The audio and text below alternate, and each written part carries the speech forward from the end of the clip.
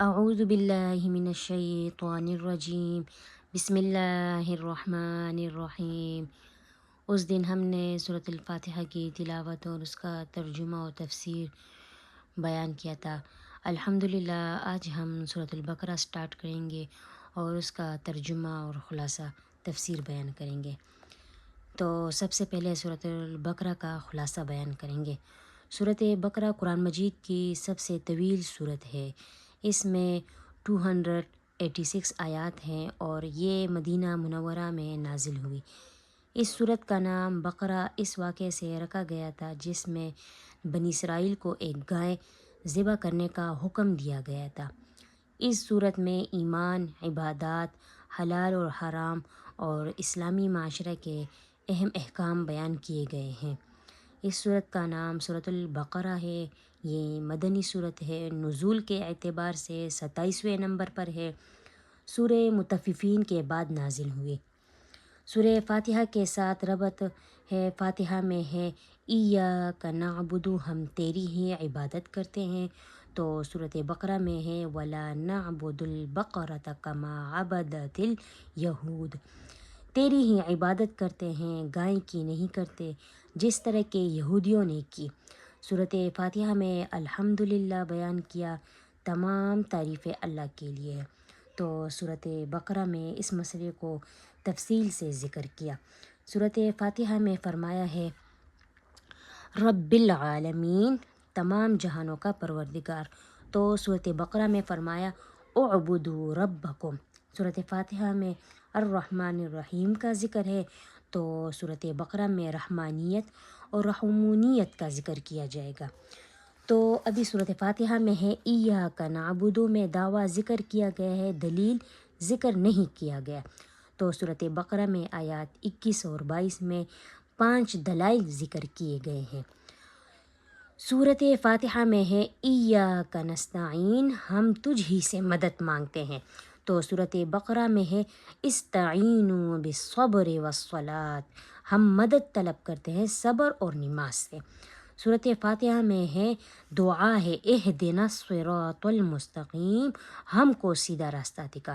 تو سورۃ بقرہ کی ابتدا میں ہے ذالک الکتاب لا ریب فیہ ھدی للمتقین، کہ آپ کی دعا قبول ہو گئی ہے، آپ کی ہدایت کے لیے قرآن مجید دے دیا گیا۔ سورۃ فاتحہ میں ہے صراط الذین انعمت علیہم، انعام یافتہ کا ذکر کیا گیا ہے۔ تو سورۃ بقرہ میں پہلے ان 5 آیاتوں میں ان انعام یافتہ لوگوں کی 5 صفات ذکر کی گئی ہیں۔ سورۃ فاتحہ میں غیر المغضوب علیہم ہے۔ سورۃ بقرہ میں غیر المغضوب علیہم کے صفات ذکر کیے گئے ہیں۔ آیات 6 اور 7 میں صفات ذکر کیے گئے ہیں غیر المغضوب علیہم کے بارے میں۔ سورۃ فاتحہ میں ولا الضالین کا ذکر کیا گیا ہے۔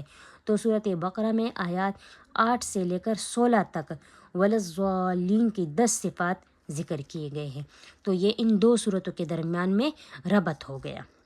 امتیازات سورۃ بقرہ کے۔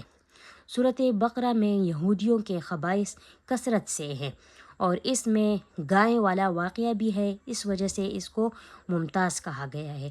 اس میں طالوت اور جالوت کا واقعہ بھی ہے۔ سورۃ بقرہ ممتاز ہے آیات الکرسی سے۔ سورت ممتاز ہے جہاد کے طریقے سے۔ اس میں ابراہیم علیہ السلام کا واقعہ ہے جو نمرود کے ساتھ کیا۔ اس میں تحویل قبلے کا ذکر ہے، اس وجہ سے اس کو سورت کو ممتاز کہا گیا ہے۔ اس کے مرکزی مضامین، سورت کا دعویٰ، سورت کے 4 دعوے ہیں، ایک توحید، دوسرا رسالت، تیسرا جہاد فی سبیل اللہ، چوتھا الانفاق فی سبیل اللہ۔ تو ان 4 حصوں کو ابھی تقسیم کیا ہے۔ پہلا حصہ آیات 1 سے لے کر 96 تک، اس میں توحید کا ذکر ہے۔ دوسرا حصہ آیات 97 سے لے کر آیات نمبر 176 تک، اس میں رسالت کا بیان ہے۔ تیسرا حصہ 177 سے 253 تک، اس میں جہاد کا مفصل ذکر کیا گیا ہے۔ چوتھا حصہ 254 سے 286 تک، اختتام تک انفاق فی سبیل اللہ کا ذکر کیا گیا ہے۔ ابھی آتے ہیں قرآن کے ترجمے کی طرف۔ بسم اللہ الرحمن الرحیم، شروع اللہ کے نام سے جو بڑا مہربان نہایت رحم والا ہے۔ الف لام میم واللہ اعلم بمرادہ، یعنی یہ حروف مقطعات ہے، ان کا حقیقی مطلب اللہ ہی بہتر جانتا ہے۔ مفسرین کے مطابق یہ قرآن کے اعجاز کی طرف اشارہ ہے۔ تو یہ حروف مقطعات جب قرآن کے شروع میں آتے، سپارے کے شروع میں شروع ہوں گے نا، تو یہ ان کے معنی اللہ ہی جانتا ہے۔ ذالک الکتاب لا ریب فیہ، یہ ایک عظیم کتاب ہے، لا ریب فیہ، اس میں کوئی شک نہیں، ہدن ہدایت ہے، للمتقین، متقین کے لیے۔ ابھی اس آیات میں قرآن کی عظمت کا ذکر ہوا ہے کہ اس میں کوئی شک نہیں، ہدایت ہے متقین کے لیے، پرہیزگاروں کے لیے ہدایت ہے۔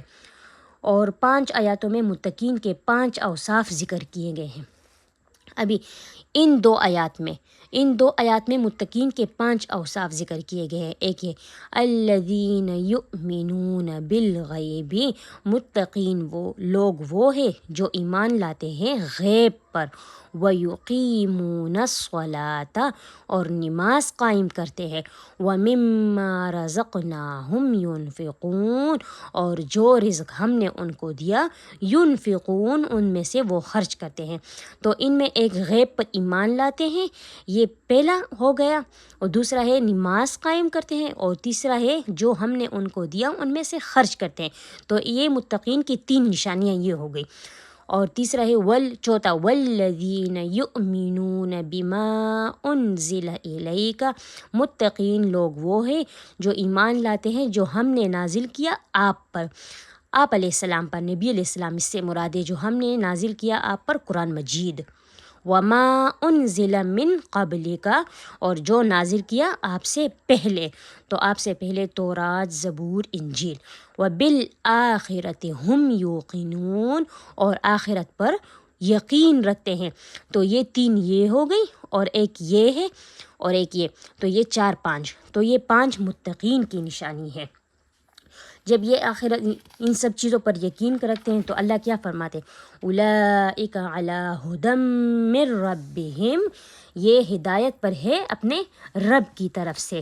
تو اس آیات میں ہے اولئک علی ھدی من ربہم، تو یہ دنیاوی حکم ہے کہ یہ دنیا میں اللہ کی طرف سے ہدایت پر ہوگے، وَأُولَئِكَ هُمُ الْمُفْلِحُونَ، اور یہی لوگ کامیاب ہے۔ یہ ان کے لیے آخرت کا حکم ہے، اخروی حکم ہے کہ یہ آخرت میں بھی کامیاب ہے۔ ان الذین کفروا سواء علیہم، اور وہ لوگ جس نے کفر اختیار کر لیا، سواء علیہم، برابر ہے ان پر، انذرتہم، اگر آپ ان کو ڈراؤ، ام لم تنذرہم، یا نہ ڈراؤ، لا یؤمنون، وہ ایمان نہیں لاتے۔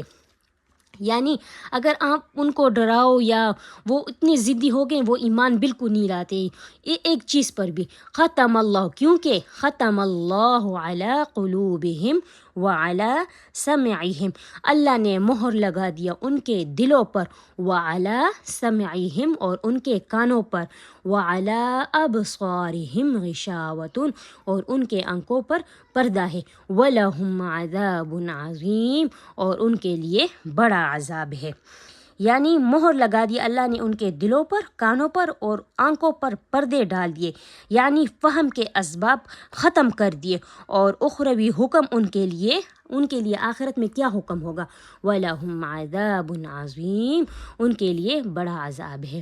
اگر آپ کو میری ویڈیو اچھی لگی ہو تو مجھے فالو کریں، اور انشاءاللہ آئندہ پھر ملیں گے۔